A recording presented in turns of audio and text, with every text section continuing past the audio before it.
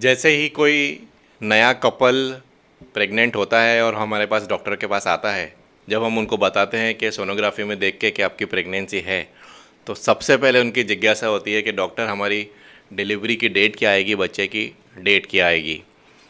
Delivery की जो date होती है उसको हम लोग हमारी मेडिकल भाषा में एक्सपेक्टेड डेट ऑफ डिलीवरी बोलते हैं।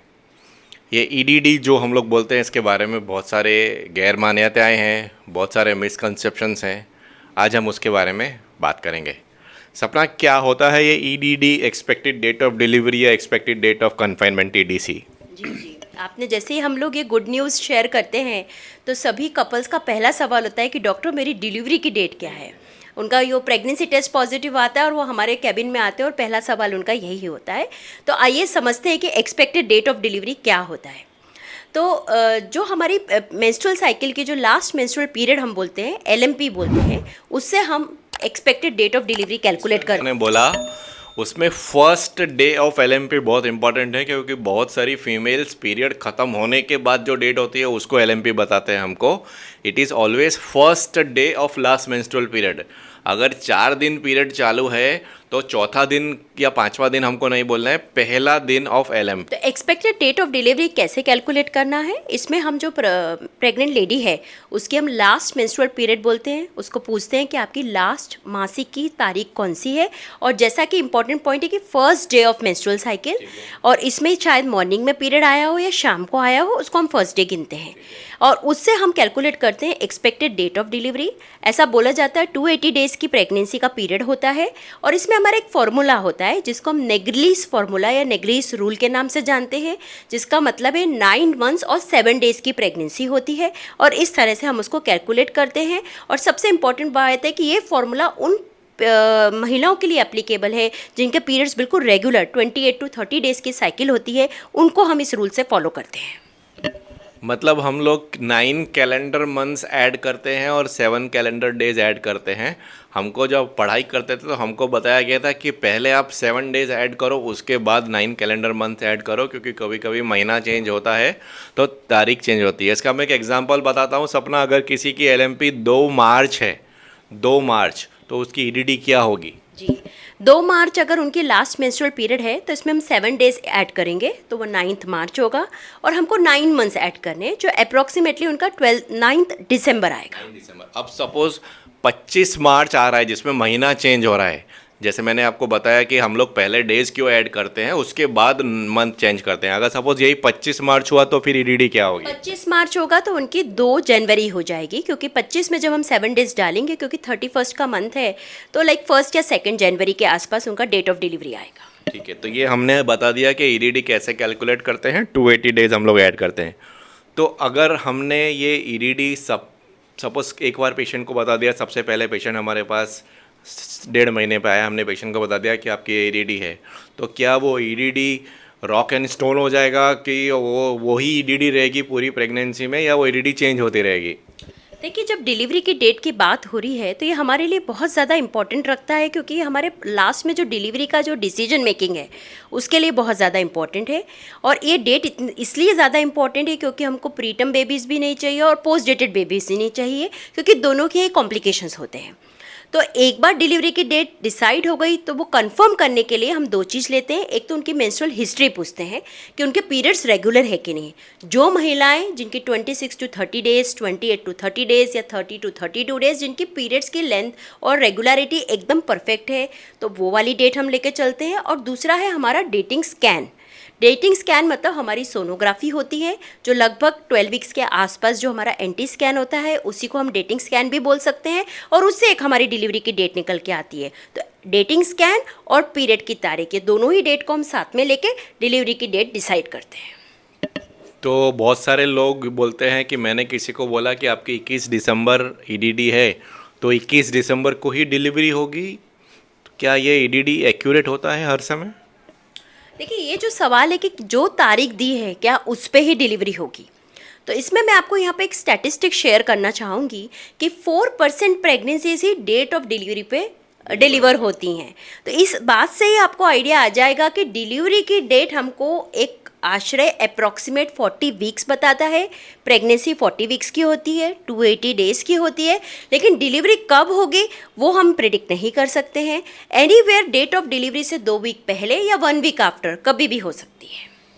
जिन लोगों को पीरियड इरेगुलर आता है, पॉलीसिस्टिक ओवरी होती है, जिन लोगों को लैक्टेशनल एमेनोरिया में प्रेगनेंसी रुका होता है, मतलब वो बच्चे को दूध पिला रहे होते हैं और प्रेगनेंसी रुक गया होता है, या कभी कभी किसी ने विड्रॉल लिया होता है, पीरियड लाने की गोली ली होती है, उसके बाद उनको प्रेगनेंसी रुक गया होता है, ऐसे केसेस में ईडीडी एक्यूरेट नहीं होती और उस केसेस में हम लोगों को फर्स्ट डेटिंग स्कैन या फर्स्ट ट्राइमेस्टर एंटी स्कैन के बाद हम लोगों को एक्यूरेट ईडीडी के लिए जाना पड़ता है। अच्छा, आप ये बताओ कि कुछ लोगों की एक्सपेक्टेड डेट ऑफ डिलीवरी पास हो जाती है, सपोज़ हमने 21 दिसंबर दी, उसके बाद तक डिलीवरी नहीं हुई, तो क्या वो नॉर्मल है? क्या घबराने की ज़रूरत है? क्या करना होता है हमको? देखिए, डिलीवरी की डेट हमको ये बताता है कि बच्चा मैच्योर हो गया है और उसका जो हमने फॉर्मूला या डेटिंग स्कैन से जो डेट डिसाइड करी है वो पास हो रही है। अब जहाँ तक डिलीवरी कराने का जो प्रोटोकॉल है, अगर वो पहली बार प्रेग्नेंट है, प्राइमरी पेशेंट है, तो हमको बहुत सारी चीज़ें साथ में लेना पड़ती है। सबसे इम्पॉर्टेंट है एमनियोटिक फ्लूइड इंडेक्स, कि बच्चे के वाटर बैग में पानी कैसा है, और दूसरा इम्पॉर्टेंट चीज़ है कि ग्रोथ पैरामीटर्स कैसे हैं, बच्चे का जो ग्रोथ कर्व है, जो ग्रोथ चार्ट है, वो प्रॉपर डायरेक्शन में चल रहा है कि उससे फॉल हो रहा है या उसको क्रॉस कर रहा है, ये दूसरी इंपॉर्टेंट चीज़ है। और तीसरा सबसे इम्पॉर्टेंट पैरामीटर होता है डॉपलर पैरामीटर्स, जो हमको ये बताते हैं कि बच्चे को प्रॉपर ब्लड सप्लाई ब्रेन में और प्लेसेंटा से जो ब्लड सप्लाई है, सेरिब्रो प्लेसेंटल रेशियो, वो बराबर ग्रोथ मतलब ग्रोथ चार्ट के हिसाब से उसको भी परसेंटाइल चार्ट पे प्लॉट करा जाता है, और उसकी वैल्यूज़ कैसी है। अगर ये तीनों ही पैरामीटर्स नॉर्मल है, इसके अलावा मैटरनल कोई कॉम्प्लिकेशंस नहीं है, like blood pressure, diabetes, mother को और भी कोई है ना प्लेसेंटा प्रीविया, ऐसी कई सारी चीज़ें हो सकती हैं जो कॉम्प्लिकेशंस नहीं हैं, तो हम डिलीवरी के डेट के बाद वेट कर सकते हैं। वो आपके ऑब्स्टेट्रिशियन डॉक्टर आपको बताते हैं ये सारी चीज़ें असेस करने के बाद। इसके अलावा हमारा नॉन स्ट्रेस टेस्ट एक होता है, जो हम करने के देखते हैं कि बच्चे की ओवरऑल एक्टिविटी कैसी है। तो इस सारे ही पैरामीटर्स पे डिसाइड होता है कि अभी कितने दिन और लेबर पेन्स के लिए या डिलीवरी के लिए हम वेट कर सकते हैं। Maximum 40 weeks to 5 to 7 days, मतलब 40 वीक्स के ऊपर 5 to 7 डेज़ हम अप्रॉक्सीमेट वेट कर सकते हैं, बट उसमें हमको बैलेंस करना पड़ेगा कि बेबी स्वस्थ और तंदुरुस्त है कि नहीं। डिलीवरी के ऊपर जब तारीख जाती है तो हम लोग उसको पोस्ट डेट बोलते हैं। पोस्ट डेट प्रेगनेंसीज में भी अगर जैसे सपना ने बोला कि डॉपलर नॉर्मल है तो हमको चिंता करने की ज़रूरत नहीं, लेकिन उसमें हमको इंटेंसिव मॉनिटरिंग करनी पड़ती है। हर दूसरे दिन पे सोनोग्राफी, हर दूसरे दिन पे डॉपलर, हर दूसरे दिन पे एनएसटी करनी पड़ती है। इंडिया में हम लोग 40 वीक्स प्लस 7 डेज़ मतलब 41 वीक्स तक वेट कर सकते हैं। अगर 41 डेज़ तक भी लेबर पेन चालू नहीं होता है तो या तो फिर हमको लेबर पेन इंड्यूस करना पड़े या फिर हमको कुछ और काम करना पड़े। अच्छा, आप ये मेरे को बताओ कि जैसे आपने 40 वीक्स बोला, तो हम लोग जल्दी में जल्दी डिलीवरी कब करवा सकते हैं अगर किसी को इलेक्टिव डिलीवरी करवानी है तो? बच्चे का मैच्योरिटी स्टेटस के बारे में थोड़ा बताएं। जैसा ये आपका बहुत बढ़िया सवाल है कि बच्चा कब परफेक्ट मैच्योर हो गया है। मैच्योरिटी से मतलब है कि बच्चा डिलीवरी के बाद खुद रो पाएगा, खुद सांस ले पाएगा, उसका लंग मैच्योरिटी कब कंप्लीट हो रहा है। तो जब 37 वीक्स की हम यह बात करते हैं, जो डिलीवरी की डेट है वो 40 वीक्स हम बताते हैं 280 डेज़, लेकिन 37 वीक्स अगर कंप्लीट हो गए हैं लास्ट मेंस्ट्रुअल पीरियड से, तब बच्चे का लंग डेवलपमेंट जो होता है, लंग मैच्योरिटी कंप्लीट हो जाती है। और उसके बाद बच्चा कभी भी अगर डिलीवर होता है, अगर उसको नेचुरल लेबर पेन चालू होता है प्रसूता को, तो उसमें मोस्टली बच्चा मैच्योर और तंदुरुस्त आता है। लेकिन एज अ ऑब्स्टेट्रिशियन हमारी प्रेफरेंस होती है 38 to 39 वीक्स। मतलब 3 लैंडमार्क्स हमारे में इम्पॉर्टेंट है। 34 वीक्स पे लंग मैच्योरिटी कंप्लीट हो जाती है, 37 वीक्स पे बच्चा पूरा टर्म बेबी बोलते हैं। लेकिन अगर हमको कोई भी कारण से इलेक्टिव डिलीवरी करवानी हो, इधर नॉर्मल और सीजर, तो हम लोग 38 कंप्लीटेड वीक्स 39th वीक की स्टार्टिंग में हम लोग डिलीवरी करवाने का पसंद करते हैं। अच्छा, क्या डिलीवरी डेट निकल जाए, पोस्ट डेट हो जाए तो उसके बाद नॉर्मल डिलीवरी पॉसिबल है क्या? बिल्कुल पॉसिबल है, और हमने सारे पैरामीटर्स असेस कर लिए हैं। बच्चे का पानी अच्छा है, डॉपलर पैरामीटर्स अच्छा है, एवरेज साइज बेबी है, मैटरनल साइड में मदर को कोई रिस्क फैक्टर्स नहीं है, तो हम वेट करते हैं। जैसा आपने ये पॉइंट आउट करा है कि मॉनिटरिंग ज़्यादा करनी पड़ेगी, चाहे एवरी दिन या एवरी 2 डेज़ हमको बुलाना पड़ेगा, नीचे से वेजाइनल चेकअप्स करने पड़ेंगे, सर्विक्स को असेस करना पड़ेगा, बिशप स्कोरिंग करनी पड़ेगी कि उनका कैसे सर्विक्स प्राइम हो रहा है, मतलब उनकी बच्चेदानी का मुंह खुल रहा है, सॉफ्ट हो रहा है, डिलीवरी के लिए तैयारी हो रही है, बच्चे का माथा अंदर जा रहा है कि नहीं। और साथ में कई सारी चीज़ें हम लोग पेशेंट को भी बोलते हैं कि कुछ टाइप ऑफ स्क्वाट्स एक्सरसाइजेस, कई बार हम उनको थोड़ा पपीता खाने का बोलते हैं, कैस्टर ऑयल पीने का बोलते हैं, ऐसे कई सारी चीज़ें। और हमारे मेडिकली हम पर वेजाइनल एग्जामिनेशन में स्ट्रिपिंग करके एक प्रोसीजर करते हैं जिससे हम रास्ता उनका खुले और लेबर पेन चालू हो, ये सारे स्टेप्स हम लेते हैं। आपने एक वर्ड का इस्तेमाल किया था डेटिंग स्कैन, तो वो हम लोग कब करते हैं और हमको as early as possible delivery की डेट हम लोग कब देते हैं पेशेंट्स को? पीरियड्स रेगुलर है तो लास्ट मेंस्ट्रुअल पीरियड से हम फाइल में जॉट डाउन करते हैं, इफेक्ट हमारी एक्सपेक्टेड डेट ऑफ डिलीवरी देते हैं। प्लस जो 12 वीक्स का या 13 वीक्स के आसपास जो एंटी स्कैन हो रहा है और डेटिंग स्कैन हो रहा है, उसमें भी हमारे कोई भी सोनोग्राफी रिपोर्ट को अगर आप देखेंगे तो उसमें 2 डेट होती है। पीरियड की तारीख से भी एक डेट होती है और जेस्टेशनल एज दी जाती है, और एक जो सॉफ्टवेयर कैलकुलेट करता है वो भी डेट आती है, तो वो USG EDD बोलते हैं और इसको हमारी लैंग्वेज में करेक्टेड EDD के नाम से भी जाना जाता है। और वो भी हम लोग फाइल में जॉट डाउन करते हैं और ब्रैकेट में हम लिखते हैं कि 12-13 वीक्स डेटिंग स्कैन की ये डेट है। मतलब हम लोग earliest dating scan 6 to 8 weeks पे कर सकते हैं, लेकिन हम लोग पेशेंट को हमेशा 12-13 वीक्स पे ही बताते हैं, क्योंकि एंटी स्कैन करने के बाद वी आर मोर कॉन्फिडेंट कि बच्चे में लगभग कोई एनोमलीज नहीं होंगी, बच्चा में डाउन सिंड्रोम होने के चांसेस कम होंगी। उसके बाद हम लोग पेशेंट को डेट बताते हैं कि आपकी पॉसिबल EDD, प्रोबेबल EDD ये है। तो जब हम लोग एनोमली स्कैन के लिए 19 वीक्स पे या 20 या 21 वीक्स पे पेशेंट को भेजते हैं, तो पेशेंट की EDD और पीछे हो जाती है। तो पेशेंट आके हमको पूछता है कि सर ये ऐसा क्यों हुआ, EDD क्यों चेंज हो गई। फिर बाद में डॉपलर कराते हैं तो वापस और EDD 1 महीने आगे पहुंच जाती है। ऐसा क्यों, और कौन सी EDD हम लोग गिनेंगे उसमें? ये जो है बहुत कॉमन सिनेरियो है, सब लोग अपनी सोनोग्राफी की रिपोर्ट्स लेके आते हैं और पूछते हैं मैडम अब मेरी डिलीवरी की तारीख कौन सी है। तो इसमें मैं यहाँ पे कुछ क्लैरिफिकेशन देना चाहूँगी कि जो हम 5वें महीने और छठे महीने पे बड़ी सोनोग्राफी करा रहे हैं और जो लास्ट महीने में 8 to 9 मंथ पे ग्रोथ स्कैन करा रहे हैं, हर सोनोग्राफी में सिस्टम में सॉफ्टवेयर में एक सिस्टम होता है जिसमें हमको मासिक की तारीख डालनी पड़ती है और उसी से सारे बच्चे के पैरामीटर्स जो वीक्स के हिसाब से ग्रोथ का चार्ट प्लॉट होते हैं और रिपोर्ट्स जनरेट होती है। इसलिए उसमें ऑटोमेटिक EDD का भी एक सिस्टम होता है जो आता है। लेकिन जो हमारे 5वें छठे महीने लाइक 20 और 24 वीक्स और 30 और 34 वीक्स के आसपास जो स्कैन हो रहे हैं, वो बच्चे के ग्रोथ पैरामीटर्स पे डिपेंड करते हैं और इसीलिए वो डेट बदलती जाती है। अभी किसी बच्चे का, बेबी का अगर ग्रोथ कम है या IUGR है, इंट्रा यूट्राइन ग्रोथ रिटार्डेशन है, तो वो डेट चेंज हो जाएगी। या किसी बेबी का ज़्यादा ग्रोथ है, लार्ज फॉर जेस्टेशनल एज है, या ओवरऑल बेबी का एस्टिमेटेड फीटल वेट थोड़ा हायर साइड पे है, तो भी ये डेट चेंज हो जाएगी। इसलिए हमेशा ये चीज़ यहाँ पे याद रखने की ज़रूरत है कि जो डेट हमने फर्स्ट ट्राइमेस्टर पहली तिमाही में 12 वीक्स के आसपास जो फिक्स करी है, प्लस जिन महिलाओं के पीरियड्स और तारीख एकदम रेगुलर है, उससे जो डेट फिक्स करी है वो लगभग हमारी फाइनल डेट है और उसी को हम लॉक कर देते हैं। डिलीवरी की डेट बार बार चेंज नहीं होती है। फर्स्ट ट्राइमेस्टर में जो डेट चेंज होती है वो +-3 या 4 डेज़ होता है। सेकंड ट्राइमेस्टर से ये 3 +-7 डेज़ हो जाता है और यही चीज़ थर्ड ट्राइमेस्टर में +-14 डेज़ हो जाता है। इसलिए उनको हमको गिनना ही नहीं है। हमारी पहली डेट और हमारी डेटिंग स्कैन की डेट, ये डिलीवरी की तारीख फाइनल हो चुकी है। इसके अलावा जैसा सपना ने बताया, ये हम लोग जो date of delivery ultra sonography पे कैलकुलेट करते हैं वो बायोमेट्री के पैरामीटर्स के हिसाब से होती है। बायोपेराइटल डायमीटर कितना है, फीमर लेंथ कितना है, एब्डोमिनल सरकमफ्रेंस कितना है और हेड सरकमफ्रेंस कितना है। ये सारे सॉफ्ट वैल्यूज़ जब सॉफ्टवेयर में डालते हैं तो सॉफ्टवेयर उसके हिसाब से वीक्स कैलकुलेट करता है।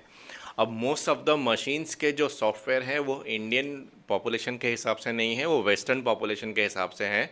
तो इंडिया में जैसे अगर 2.5 से 3 किलो का बच्चा एवरेज वेट है, वहाँ वेस्टर्न कंट्रीज़ में 3.5 से 4 किलो का बच्चा एवरेज वेट आता है। तो इसलिए वो हमेशा IUGR दिखाएगा।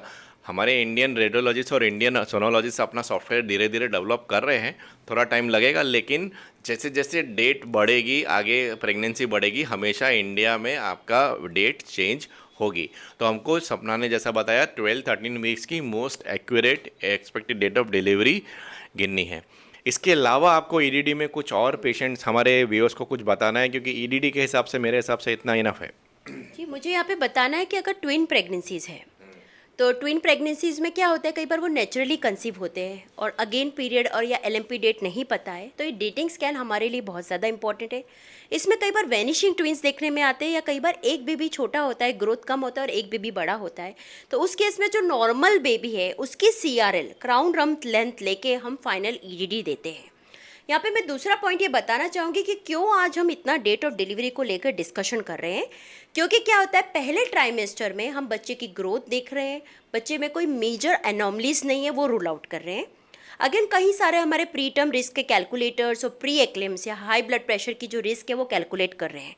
लेकिन जो सेकंड ट्राइमेस्टर के बाद जो हमारा मेजर एनॉमली स्कैन होता है 3D 4D, उसमें हमारे ग्रोथ चार्ट बनने शुरू हो जाते हैं और अब हम बच्चे की ग्रोथ मॉनिटरिंग करते हैं। कोई भी अगर ग्राफ देखेंगे तो वहाँ पे 3 लाइन्स होती हैं। जो मिडिल वाली लाइन होती है वो 50th परसेंटाइल पे फॉल होती है, और जो लोअर लाइन होती है वो 5th परसेंटाइल पे होती है, और एक हायर लाइन होती है जो 95th परसेंटाइल पे होती है। तो इसीलिए ये जो डेट्स हमारे लिए बहुत ज़्यादा इंपॉर्टेंट है, क्योंकि इसी से हम कंपेयर कर पाएंगे कि बच्चे का फीटस का इंटरवल ग्रोथ कैसा है।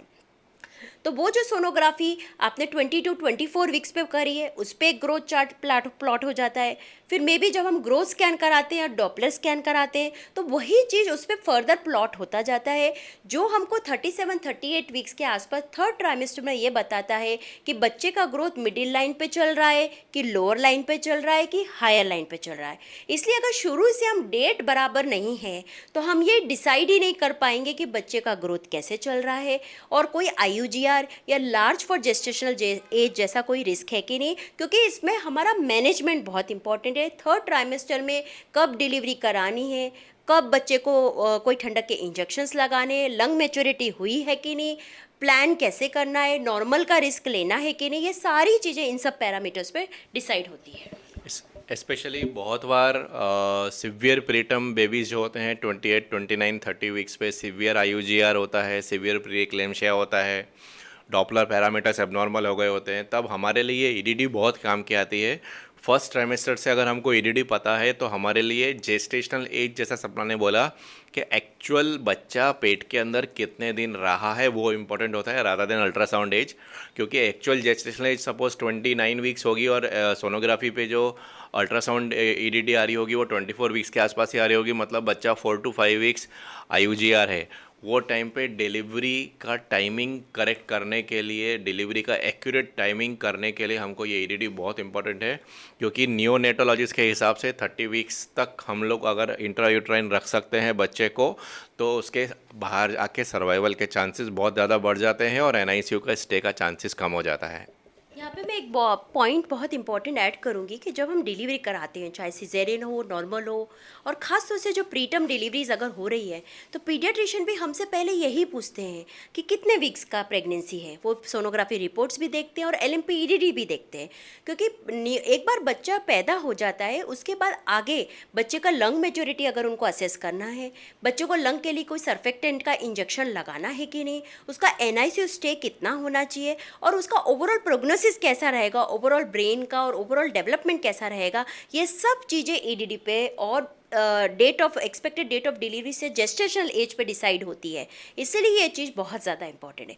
और एक पॉइंट और मैं ऐड करना चाहूँगी कि हमारे भारत देश में बहुत सारे लोअर प्रोफाइल के फीमेल्स आते हैं जो आते हैं 5th और 6th मंथ में पहली बार, जिनको यही नहीं पता होता है कि उनको 4 महीने का प्रेगनेंसी है, 5 महीने का प्रेगनेंसी है। और ऐसी महिलाएं जिनका पहली बार स्कैन हो रहा है, उनको कुछ आइडिया नहीं है, डेट का भी कोई आइडिया नहीं, क्योंकि महिलाओं को कभी भी अपनी मासिक की तारीख याद नहीं होती है। तो उस तरह के केस में हम लोग जैसे ही वो आते हैं 19-20 वीक्स के आसपास जो स्कैन कराते हैं उसमें हम लोग BPD बाइपेराइटल डायमीटर और सेरिबेलम की जो लेंस के अप्रॉक्सीमेट जो डेट निकलती है, फिर हम वो वाली डेट उनकी डेट ऑफ डिलीवरी लेते हैं। द एंड में खाली यही बोलेंगे जितना अर्लीस्ट पॉसिबल सोनोग्राफी हुआ है उसकी जो डेट है वो बेस्ट और करेक्ट EDD होती है, और वही EDD को हमको पूरी प्रेगनेंसी में रख के चलना पड़ा। आपको ये वीडियो कैसा लगा हमको ज़रूर बताएं और हमारे चैनल को ज़रूर सब्सक्राइब करें, वीडियो को शेयर करें। Thank you.